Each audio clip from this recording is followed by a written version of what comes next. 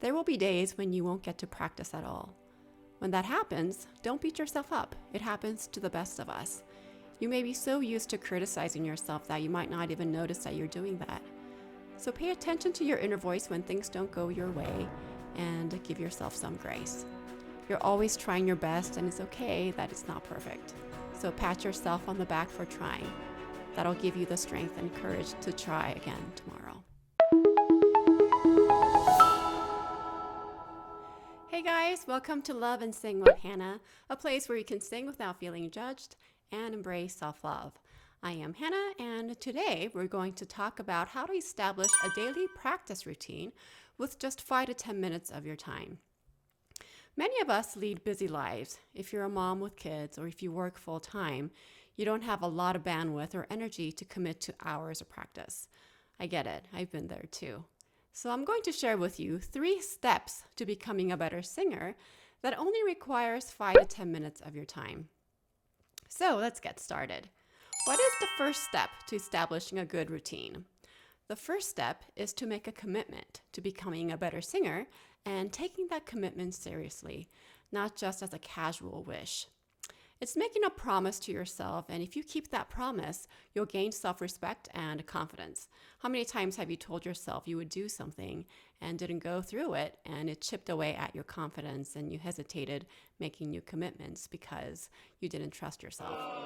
I know it can be a bit scary to commit to something because you might be afraid of disappointing yourself, but I'm going to make this easier for you and walk you through the entire process.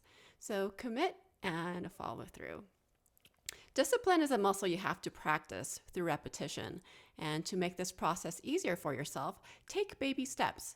You don't have to commit to an hour of practice every day, although if you try this method, it might lead you to that.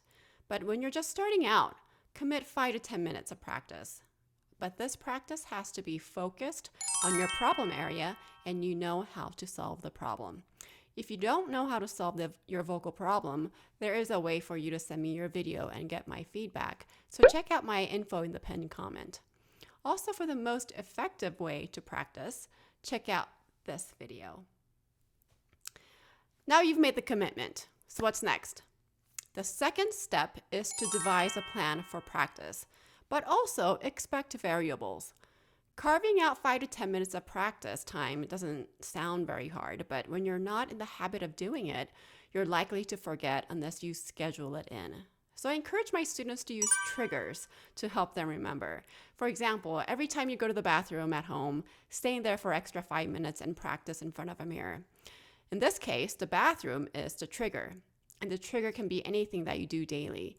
It can be after you walk the dog, after you do the dishes, after you drop the kids off at school, or if you know if you're going to have extra time between activities, set an alarm so you can use that time to practice. Also, expect variables. Life often throws us curveballs, so when your trigger gets removed or shuffled around, so will your practice routine.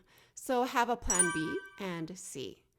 For example, if your plan A was to practice after you drop off the kids at school, but your kids got sick and have to stay home, you gotta have a backup plan. So insert additional triggers and have a plan B and C.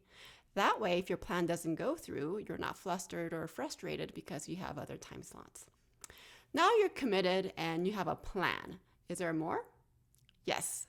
To solidify this process, it's very helpful to have an accountability system.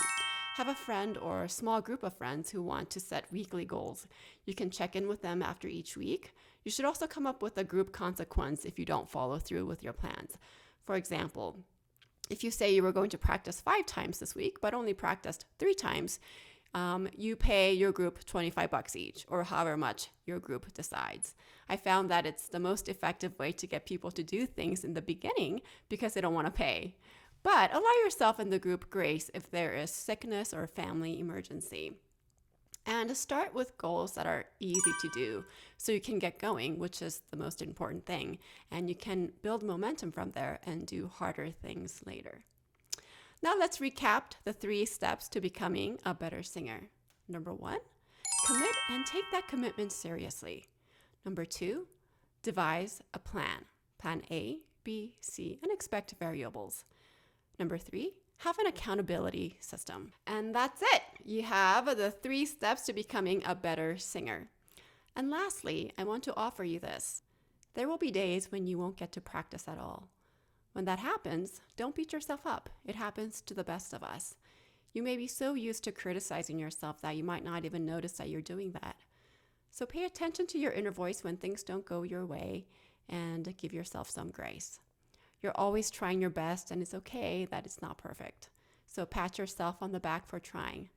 That'll give you the strength and courage to try again tomorrow. And that's it for today. Thank you for watching, and I'll see you next time.